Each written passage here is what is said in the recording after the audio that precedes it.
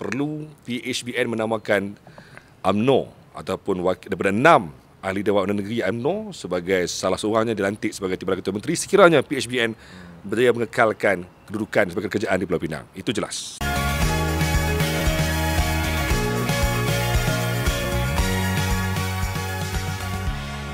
Okey, Assalamualaikum dan selamat petang. Petang lah sekarang ni. Tempat pun cantik ni. Di luar ni, kita buat live di luar. Dan bukan live, kita buat recording di luar.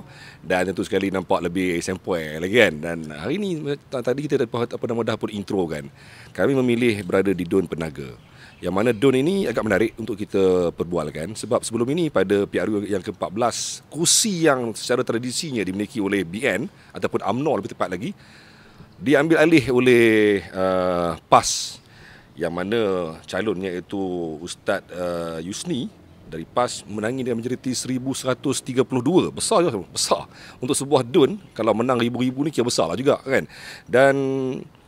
Dan apa yang juga menakjubkan yang berlaku di kawasan Dun Penaga, kerana dia berada dalam kawasan Parlimen Kepala Batas, yang mana pada PRU yang ke-15 satu lagi gelombang berlaku, yang mana Parlimen ini diambil alih oleh PN, yang mana menumbangkan giantnya iaitu Datuk Seri Rizal Marikan dan Ainam Marikan. Tapi untuk hari ini tak apa, saya sedang berada bersama dengan calon BN ataupun UMNO lah bagi kawasan Dun Penaga ni, iaitu Ustaz Naim Saleh, bekas guru yang baru pencen katanya. Lain macam ni. Selalu kalau cikgu pencen ni dia punya aura ni lain macam. Tapi tak apa, kita nak berkisah tentang macam biasa 5 soalan untuk mereka dan 5 soalan juga untuk yang pihak lawannya. So, 5 soalan untuk mereka. Assalamualaikum. Assalamualaikum warahmatullahi wabarakatuh. Allahu Akbar. Nampak orang ustaz tu? Betul? Nampak. Sesuai lah ustaz tu. Ustaz tapi kena rapat sikit dengan mic. Okey. Baru dia dapat cantik sound kan. Sihat dah? Alhamdulillah sihat. Hari ni hari yang kedua selepas pendapat calon. Tak sibuk kan? Sibuk, semestinya lah sibuk. Hari kempen, tempoh kempen ni ada beberapa belas hari je. Dah semestinya lah lebih sibuk daripada hari-hari biasa lah. 14 hari yang mencabar. Ya, betul. Perasaan? Terpilih first time kan? First timer. Tak pernah lagi sebelum ni? Belum pernah lagi. Ini adalah pengalaman kali pertama menjadi calon lah. Okey. Jadi macam mana rasanya? Rasanya teruja. Ada tak sabar pun ada. Tak sabar. Tunggu 12 hari bulan. Selalu kalau tak sabar ni maknanya dia yakin menang. Kita kena ada yakin juga nak menang kan? Tak yakin jangan masuk. Betul. Kan, buang duit kan. Betul. Itu kata calon BN. Okey. Tapi sekarang saya berada pula dengan penyandangnya, iaitu penyandang Dun Penaga dari PAS yang menang bergaya menumpaskan BN yang selama bertahun-tahun menjadi dominasi utama di kursi Dun Penaga, tak pernah tumbang. Tapi PRU yang ke-15 tumbang akhirnya, 14 tumbang akhirnya pada tahun 2018. Dan inilah dia punya tokoh ni, championnya yang berjaya tiba-tiba menaikkan nama PAS di Dun Penaga dengan majoriti 1132, menumpaskan Muhammad Zain Ahmad dari Barisan Nasional. So, apakah yang berlaku sebenarnya? Bersama kita Ustaz Yusni dari PAS yang kali ini ditampilkan semula untuk mempertahankan kursi Dun Penaga. Sihat? Ya, Alhamdulillah sihat. Assalamualaikum dulu. Assalamualaikum. Waalaikumsalam. Allahu Akbar. Sibuk noh. Mengata-kata saya cari ni. Sememangnya rancak dan sibuk. Baru hari kedua ni. Ya. Terus berkempen. So, apa perasaan bila nama semula ataupun dinamakan semula untuk kali ini? Satu penghargaan dan semestinya saya menghormati keputusan yang telah diberi untuk saya pertahankan Dun Penaga N01. Keyakinannya? InsyaAllah menang bergaya. Keyakinan tu yang kita mau. Okey, kita akan seperti tadi saya dah pernah maklumkan, kita akan berkisah pasal 5 soalan. Dan 5 soalan ini berkisah tentang situasi yang berada di seluruh Penang antaranya dan juga Dun Penaga sendiri. Dan YB lah. Betul lah, Ustaz ada cuma 2 minit. Kita straight 2 minit stop. Tak boleh pindah. 2 minit untuk setiap soalan. Straight. Kita bagi betul-betul habis-habis tegah ni. Okey. Soalan pertama lah kan. Kerusi tradisi UMNO di sini, Penaga ni. Yang memang saya difahamkan tak pernah kalah sebelum ni, tapi tumbang dalam PRU yang ke-14 dengan majoriti 1132. Betul. Dan menakjubkan kerana dia berlaku ketika gelombang tak begitu besar sangat time tu. Berbeza dengan PRU 15 yang mana berlakunya gelombang hijau. Apa sebenarnya faktor utama yang menyebabkan UMNO tumbang dalam PRU yang ke-14 di Dun Penaga? 2 minit dari sekarang. Okey, Azrul. Bukan saja Penaga, Azrul. Sebenarnya kursi Dun pada PRU ke-14 di Kepala Batas ni, ketiga-tiga Dun UMNO tumbang. Semua tumbang. Maksud dia hanya Datuk Seri Rizal saja mengekalkan kursi Parlimen. Okey. Antara faktor yang terjadi pada waktu tu, di Bertam kalah sikit, di Pinang Tunggai kalah sikit, dan Azrul sebut tadi 1000 lebih tu di Penaga. Dan faktornya adalah bila semua tempat yang lain 3 corner, dan di Penaga straight fight. Apabila lain 3. Yang lain semua 3. Di Penaga saja 1 lawan 1. Okey. Jadi bila kita cek balik undi di Parlimen, rupanya berlaku split. Maksudnya pengundi PH masa tu bagi undi ke PAS semua, tak bagi ke UMNO. Sebab jumlah undi calon Dun dengan jumlah undi Datuk Rizal lebih kurang sama, beza 100 ya. Tak risau ke mereka akan bagi lagi pada PAS? Rapat sikit dengan Mat. InsyaAllah kita boleh tengok sebab kita dah bagi peluang 5 tahun, Azrul. Rakyat pun menilai. Rakyat kita pun bukan macam dulu. Rakyat macam-macam tempat dia boleh dapat sumber kan. Okey. Jadi maksudnya keyakinan untuk pengundi yang sebelum ni bagi undi pada PAS akan bagi undi pada BN tu adalah? InsyaAllah. Mungkin atas dasar saya anak tempatan. Yang lawannya? Lawannya bukan orang Penang. Bukan saja orang Penang, bahkan orang Kedah, Azrul. Iyakah? Okey, maksudnya peluang tu lebih cerah lah. Ada peluang. Faktor undi anak tempatan tu ada. Ya, betul. Sini semua orang tahu tradisinya UMNO. Tapi PRU yang ke-14 2018 PAS berjaya menyelip, meletakkan namanya dalam trofi itu. Apa yang buatkan PAS menang time itu sebenarnya? Terima kasih atas soalan yang diajukan oleh saudara Azrul. Kita dalam bicara PRN, dan sememangnya sebagaimana semua sedia maklum, kursi N01 Penaga adalah kursi yang sememangnya kekuatan ataupun kubu kepada Barisan Nasional. Tapi dalam pilihan umum, timing, rugi ni. Tapi dalam pilihan raya umum ke-14 kita dapat menyaksikan 2018 apabila bertembung antara calon PAS dengan calon UMNO, dan sememangnya UMNO tumpas di Penaga. Dan sememangnya UMNO kena sedar bahawa keadaan masa berubah, zaman berubah, dan setiap benda takkan kekal. So UMNO juga tidak akan kekal. Yang kekal hanya Islam, insya-Allah. Jadi dalam pilihan raya umum ke-14, gelombang penolakan kepada Barisan Nasional itu amat kuat. Maka ini memberi satu kelebihan kepada kita, dan dengan kerjasama yang kita berikan dan pengundi yang melihat kemampuan kita untuk kita menjaga kebajikan mereka, maka kemenangan berpihak kepada PAS, alhamdulillah. 1132 agak besar. Datang mana undi-undi yang begitu besar time tu? Kita juga luar biasa dan kita tidak menjangkakan, dan inilah komitmen yang telah diberi oleh para pengundi untuk melihat satu perubahan besar di Penaga. Oleh kerana sekian lama UMNO menguasai Dun ini, Dun Penaga, tetapi kemiskinan di paras yang paling rendah. Ini yang amat menyedihkan. Bayangkan Dun Penaga ini di dalam Parlimen Kepala Batas dulunya pernah dikuasai oleh bekas ataupun mantan Perdana Menteri, tapi dalam statistik kebajikan masyarakat, JKM, Jabatan Kebajikan Masyarakat, miskin plus miskin tegar lebih daripada 1,400 keluarga di Penaga. Dan ini sangat menyedihkan.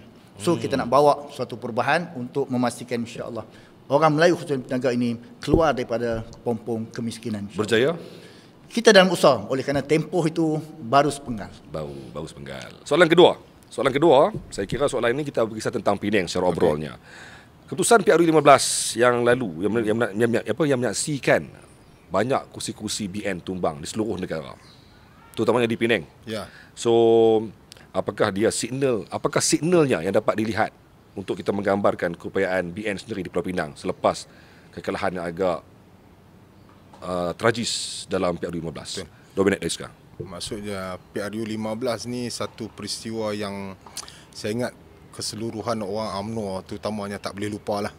Dari segi orang mudanya, jenteranya, bahkan pemimpinnya, mungkin takkan dapat lupa dan jadi satu sejarah lah.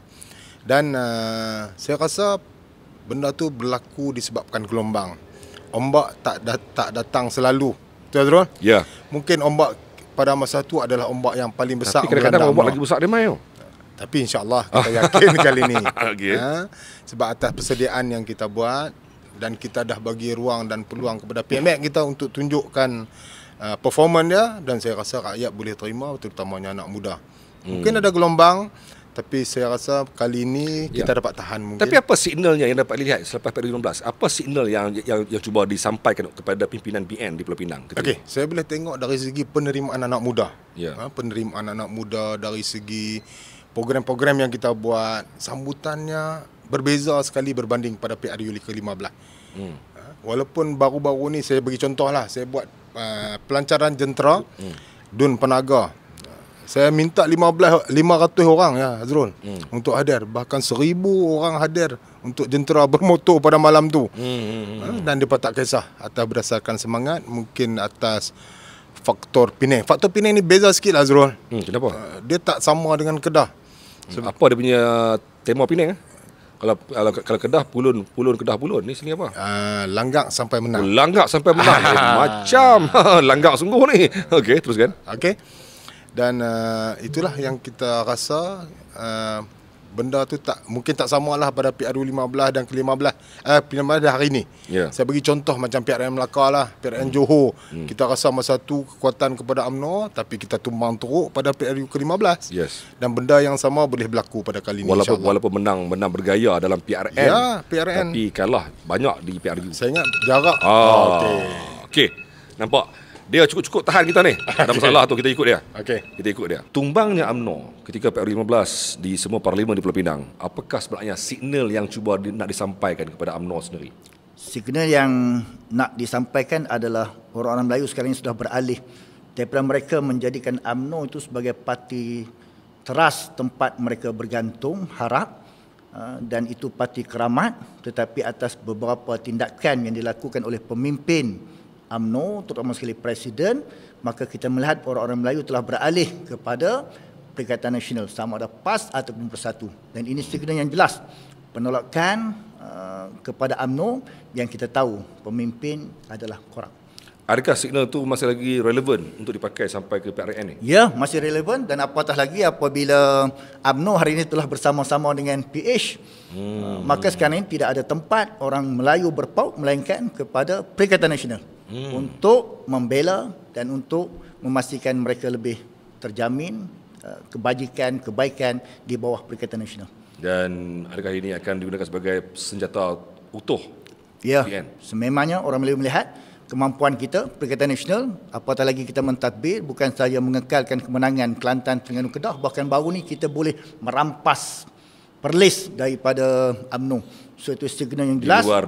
Di luar dugaan. Kemampuan Perikatan Nasional untuk mentadbir bukan hanya negeri, bahkan negara. Baik. Pantas. Dan lebih lancar. Saya pendengar ni macam nampak timing ada lagi ni. Terbaik. Saya akan cuba ringkaskan lagi. Padu. Ni kita mau. Ringkas tapi padat. Okey, baik. Bagi saya setengah jam saya boleh kupas. Bagi 20 minit saya kupas. Pemimpin yang mengikut yang berdisiplin, ikut undang. Okey, baik. Soalan ketiga. Sejauh mana kita lihat kerjasama antara BN dan juga PH dalam PRU kali ini? Kita dapat lihat memang nampak seperti di atasnya memang menerima dengan cukup baik. Tetapi kita dapat lihat juga dapat didengari tentang keluhan-keluhan di peringkat bawahan akar umbi. So sejauh mana keputusan bersama dengan PH ini, adakah dia memberi kelebihan ataupun memberi kemampuan kepada BN untuk menawan terutamanya di Penang, atau mungkin mencetuskan undi protes ataupun ketidakpuasan hati dalam kalangan akar umbi? 2 minit dari sekarang. Okey, saya rasa Azrul, pilihan untuk bersama dengan Pakatan Harapan ni mungkin satu pilihan yang bijak juga Azrul. Sebab saya nak sebut UMNO terutamanya dan PAS duduk di tempat yang sama berbanding UMNO dengan PKR. Maksudnya kita ni dengan PKR ni kita kurang berebut kawasan. PKR ni lebih tertumpu kepada kawasan bandar. Ya, betul. Dan UMNO ni kawasan luar bandar yang banyak ramai orang Melayu. Majoriti Melayu. Dan kawasan yang sama juga kita berebut dengan PAS. Betul, setuju. Maksudnya kalau kita bekerjasama dengan MN, saya ingat dulu pun kita pun tak capai keputusan untuk pembagian kerusi. Tapi berjaya mencapai beberapa kemenangan yang bergaya dalam PRK. Ya, betul. Tapi adakah kita boleh memerintah negara hanya untuk orang Melayu saja, Azrul? Betul. Kita kena terima bahawa negara kita bukan negara Melayu, kita kena terima bahawa di negara kita ada kaum-kaum lain yang turut duduk bersama. So adakah ini kelebihan daripada UMNO dalam BN dalam PRN kali ini? Di Penang sebab dari segi Chinese votersnya dah beralih, saya ingat 98% kepada DAP. Sebab kita tak boleh tengok parti-parti lain. Sebab Cina yang memilih. Orang Cina yang pilih DAP, bukan kita. Dan kita perlukan warga kaum Tionghoa juga untuk bersama-sama membangunkan negara ni. Yakin DAP akan bagi undi pada UMNO? InsyaAllah. Kalau kerusi mereka boleh bagi, takkan undi mereka tak boleh bagi. Ada tak kemungkinan untuk berlakunya protes sebagai kecil di bawah? Mungkin ada, tapi saya ingat tak besar. Tak besar. Maksudnya ada tapi tak besar. Tak besar. Dan apakah strategi untuk nak menanganinya? Strategi kita teruskan sesi-sesi penerangan kita lah bersama, terutamanya ahli. Saya ingat orang atas pagar ni dia tak berapa ambil kira sangat. Yang penting kita boleh serve rakyat. Ya, atas pagar tu ada tapi tak ramai. Ada. Yes. Adakah ini satu kelebihan kepada BN bila bergabung dengan PH atau menimbulkan undi protes ataupun kemarahan di peringkat angka Rumbi? Pandangan saya ataupun bagi saya, ini bukan satu kelebihan, bahkan ini satu masalah yang akan membebankan UMNO sendiri. Dan UMNO mungkin akan hanyut selepas ini. Akan hanyut bagi saya lah. Sebab UMNO terasnya adalah Melayu. Apabila dia bersama dengan PH, yang kita tahu PH itu didominasi oleh DAP. Mana slogan no DAP apabila mereka telah bersama. Sebab itu saya yakin untuk pilihan raya kali ini, peringkat negeri, kalau pilihan raya umum ke-15, peringkat parlimen, UMNO Barisan Nasional menguasai lebih kurang 33% Melayu yang menyokong atau memberi undi kepada UMNO BN. Selepas daripada mereka bersatu ataupun UMNO BN telah bersama dengan PH, maka saya yakin peratus undi itu akan menurun. Dan kita pasti akan menguasai kubu-kubu UMNO dalam pilihan raya umum ke-15 peringkat negeri kali ini. Tapi UMNO mungkin akan dapat undi daripada PH. Menambah undi mereka kerana bantuan daripada PH pula. Dan DAP mungkin mengundi UMNO. Kawasan majoriti Melayu, kan, memangnya Melayu akan menyokong dan memberi undi kepada Perikatan Nasional. Di sini ada 93% pengundi Melayu. Ya. PN telah menguasai dalam pilihan raya umum lepas peringkat parlimen 56% undi Melayu. Di sini. Tak okey. Ya, secara umum. Secara umum, tapi kalau PH hanya menguasai 11%. Okey, tapi masa PRU parlimen time tu, macam mana kedudukan kursi di sini? PRU yang lepas. Yang lepas ni. Kita menang selesa. Selesa, no? Ya, di Dun Penaga. Kita memberi undi-undi ataupun kemenangan di Dun Penaga menyumbang kepada kemenangan kita di Parlimen Kepala Batas yang mengalahkan Dr. Siti Mastuza menang dan mengalahkan penyandang utama Datuk Seri Rizal Marikan.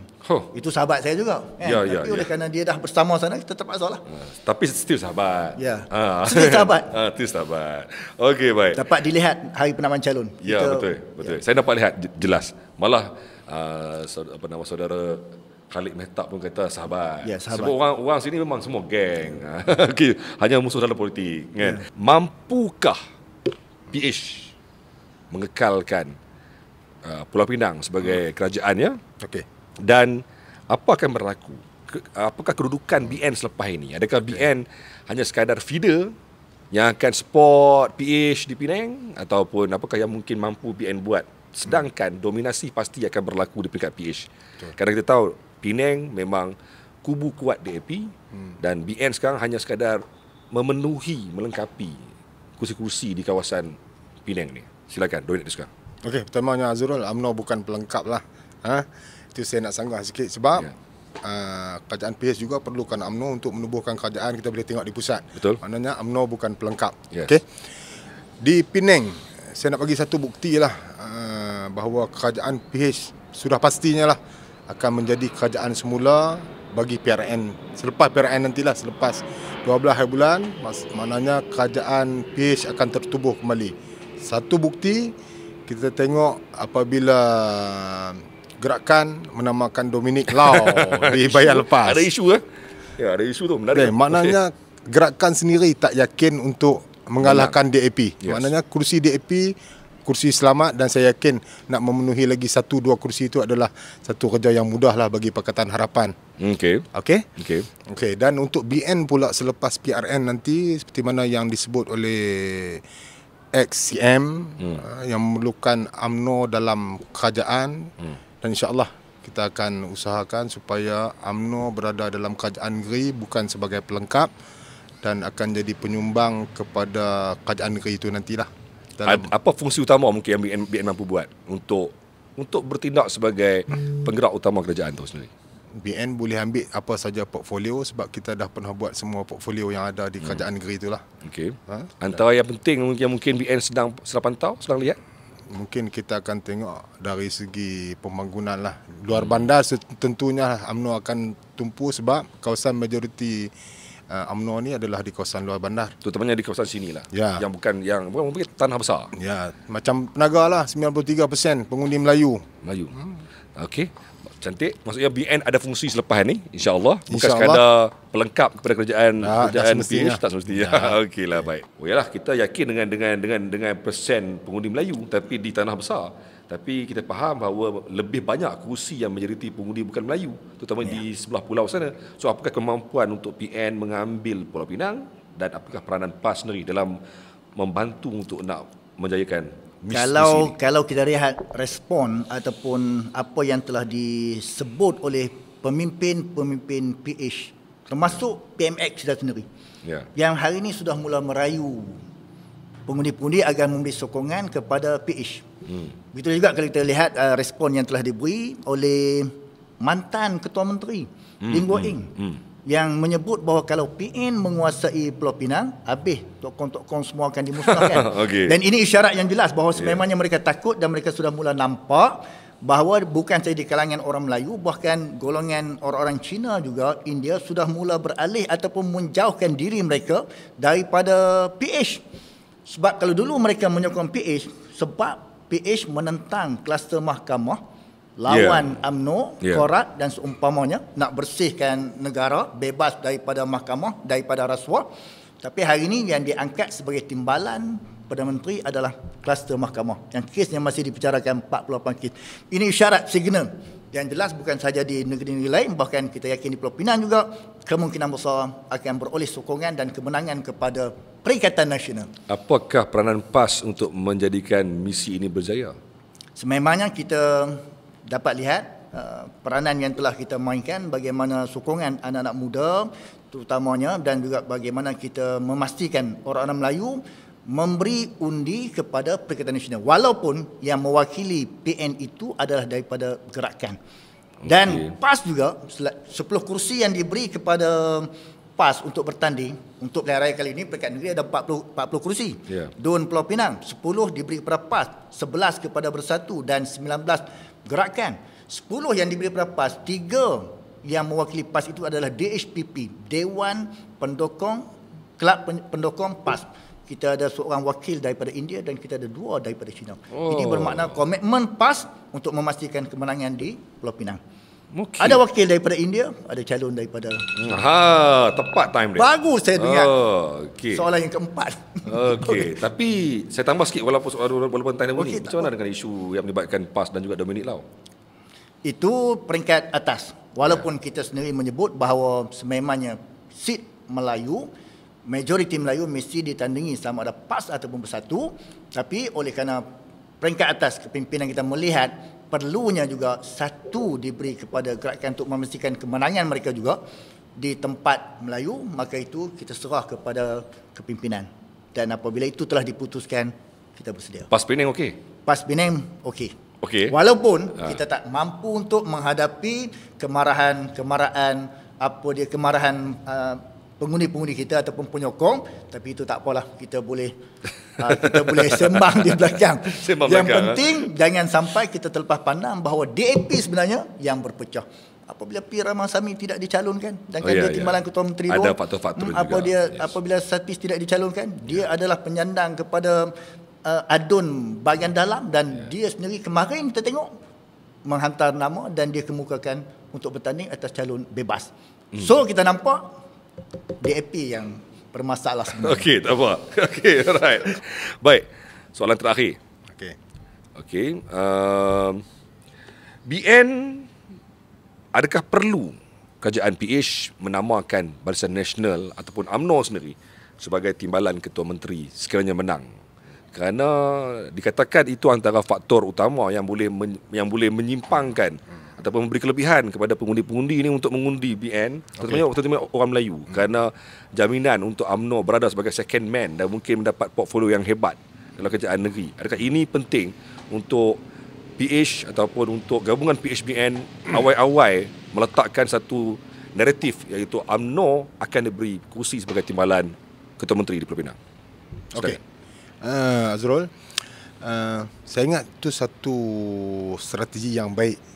Sebab kita tengok UMNO hanya dapat 6 kerusi bagi 40 kerusi DUN lah. Sebab masih ramai lagi orang UMNO, penyokong-penyokong UMNO di DUN-DUN yang UMNO tak tandingi. Betul. Maksudnya kalau benda tu kita dapat realisasikan, kalau Pakatan BNPH ni dapat namakan pemimpin UMNO selepas ni untuk duduk di kursi timbalan Ketua Menteri, saya ingat wave orang Melayu tu akan bertambahlah kepada BNPH dalam PRN yang bakal tiba pada 12 bulan nanti. Okey. Dan saya rasa itu menunjukkan satu komitmen BNPH dalam menjadikan orang Melayu ni bukan sekadar pelengkap lah dalam kerajaan seperti mana yang tengok. Dan BNPH telah buktikan dari segi penamaan calon. Kita tengok baru ni ada 17 kerusi DUN yang ditandingi oleh orang Melayu. Berbanding Perikatan Nasional hanya 15, Azrul. Jadi itu salah satu bukti penolakan kepada orang yang duk kata kerajaan PH ni tak mengutamakan orang Melayu. Okey. Dan kita tak bagi seat orang Melayu kepada bangsa Tionghoa lagi. So secara peribadinya Ustaz bersetuju bahawa perlu UMNO dinamakan sebagai timbalan Ketua Menteri di Pulau Pinang? Ya, perlu. Dan saya sangat-sangat sokong untuk mengembalikan sokongan orang Melayu kepada BNPH. Bukan mengembalikan saja, bahkan menambah sokongan yang barulah, terutamanya anak-anak muda di Pulau Pinang. Di Pulau Pinang. Baik, jawapan yang tegas dan juga jelas. Perlu PHBN menamakan UMNO ataupun daripada 6 ahli Dewan Undangan Negeri UMNO sebagai salah seorangnya dilantik sebagai timbalan Ketua Menteri sekiranya PHBN berjaya mengekalkan kedudukan sebagai kerajaan di Pulau Pinang. Itu jelas. Pandangan daripada Ustaz sendiri, silakan. Sampai ke hari ini, kita belum mendengar statement kenyataan daripada pimpinan PH untuk menyerahkan kerusi timbalan Ketua Menteri itu kepada UMNO. Sampai hari ini. Bagaimana dia boleh mendakwa? Dia bukan mendakwa, dia maksudnya dia mengharapkan begitu. Dia mengharap. So kita nampak DAP tidak akan mengharapkan UMNO sebab antara yang disebut oleh DAP, pimpinan DAP Tony Poh, UMNO adalah parti korup. So mereka tidak akan mengharapkan UMNO untuk mengambil alih apa yang selama ini telah dipegang oleh PKR. Kalau UMNO nak mengambil kerusi timbalan Ketua Menteri, di mana PKR? Sedangkan PKR dalam PH dia menyebut dan dia sememangnya mengatakan bahawa PKR adalah yang monopoli ataupun yang menguasai undi Melayu untuk orang Melayu. Dalam PH, DAP ni kita tahu dah Cina. PKR adalah Melayu. So, di mana UMNO? Takkan mereka nak menepikan PKR. Dan saya yakin PKR tidak akan memberi laluan mudah kepada UMNO untuk naik ataupun untuk mengambil tempat timbalan Ketua Menteri 1, sedangkan UMNO hanya 6 kursi saja mereka bertanding untuk kali ini di Pulau Pinang, sedangkan PKR 13 kursi. Tapi kalau itu yang dijanjikan ataupun yang dimain-mainkan, adakah mungkin dapat menarik undi Melayu? Mereka sekadar nak bagi sedap penyokong-penyokong mereka, ahli-ahli UMNO. Sedangkan realiti PKR tidak akan melepaskan seat timbalan Ketua Menteri 1 kepada UMNO. Dua boleh kot? Saya cukup yakin. Dua, dia akan bertemu dengan DAP. Oh, okey, ringkas tapi so kalau pemimpin DAP kata UMNO korup, saya tak yakin. Saya tak yakin. Ada fakta-fakta yang logik yang boleh ditermakan. Okey, baik. Terbaik. Okeylah Ustaz. Pertemuan dalam PRN kali ini, dua-duanya Ustaz dan dua-duanya kawan-kawan. Jadi tapi kempen kita pun kempen harmoni. Kita tak saya nak nampak panas-panas, kan? Kita harmoni. Saya menghormati Ustaz Naim, saya juga menghormati saya, dan kita kempen, kita serah kepada pengundi untuk menentukan siapa. Baik. Okey. So, akhir kata untuk pengundi-pengundi di Penaga. Mungkin nak kempen sikit pun boleh, tak ada masalah. Manifesto apakah, silakan kepada semua pengundi-pengundi di Dun Penaga. Kamera ni ya. Okey. Yes. Untuk pengundi N01 pada 12 hari bulan nanti buatlah pilihan yang tepat supaya kita kembalikan Dun Penaga N01 ni bukan Dun yang berada di pihak pembangkang, sebab buat masa ni kita perlukan kuasa untuk kita membela anak bangsa kita lah, terutamanya saya selalu sebut keluarga penaga. Masyarakat seluruh penaga ni adalah keluarga saya, dan jika diberi mandat, insya-Allah saya akan usaha yang terbaik, dan antara visi misi saya adalah untuk menjadi wakil rakyat yang terbaik yang pernah ada di Dun Penaga, insya-Allah. Jadi serah pada pengundi, apakah Ustaz punya harapan dan pesanan kepada pengundi di Dun Penaga? Silakan. Harapan saya yang pertama nak pastikan ke semua pengundi-pengundi di N01 Penaga agar mereka keluar mengundi pada 12 Ogos. Jangan tak keluar. Marah dekat UMNO sekalipun, mesti keluar mengundi. Kalau tak keluar kerana marah, itu bermakna mereka memberi sokongan sebenarnya. So, kita nak kali ini biar orang-orang Melayu peka dan mereka tahu hak mereka sebagai rakyat yang dijamin oleh perlembagaan untuk mengundi. Maka kita nak pastikan kalau boleh 100% semua pengundi keluar untuk mengundi, dan mengundi itu adalah rahsia, kita serahkan kepada mereka sama ada mereka nak memilih Perikatan Nasional ataupun Barisan Nasional. Tapi saya yakin kali ini insya-Allah majoriti pengundi akan memilih Perikatan Nasional untuk mengambil alih negeri Pulau Pinang, dan kita akan mara untuk masuk ke Putrajaya insya-Allah. Persentage keyakinan 90%. Oh, dia. 2 hari kita berkempen, kita turun sudah nampak. Ya. Ya. Oh, masya-Allah, baru 2 hari ya. Baru 2 hari ya. Okey, tapi tak apalah. Saya seperti apa yang semua sudah maklum bahawa podcast ataupun bicara PRN kita neutral. Kita bagi sama rata, dan kita takkan ulas lagi. Takkan komen yang mana satu yang problem, yang mana satu yang okey. Calon-calon telah pun menyatakan sendiri pendirian mereka, prinsip mereka, pandangan mereka, anda nilai sendiri. Betul, saya setuju dengan Ustaz yang bahawanya pengundi perlu hadir. Ya, sebab betul. Selalunya persentase kehadiran untuk PRN selalunya memang agak mengecewakan. Kelebihan PN di Penaga, N01 Penaga adalah calon Perikatan Nasional nombor 1. So ingat, paling atas. Paling atas. Itu satu kelebihan. Okey. Tuan-tuan, terima kasih kerana sudi bersama dengan program podcast Bicara PRN untuk 6 negeri di seluruh Malaysia ni, dan kita harapkan untuk anda kekal bersama, dan jangan lupa hari-hari insya-Allah ada calon-calon lain daripada pelbagai kawasan. Esok saya akan ke Kedah, dan insya-Allah lebih panas lagi. Kedah lebih panas. Kedah sememangnya panas. Lebih panas. So, tunggu dan terus saksikan bersama dengan the whole program ataupun the whole segmen di bawah NSTP Group. Jumpa lagi. Assalamualaikum.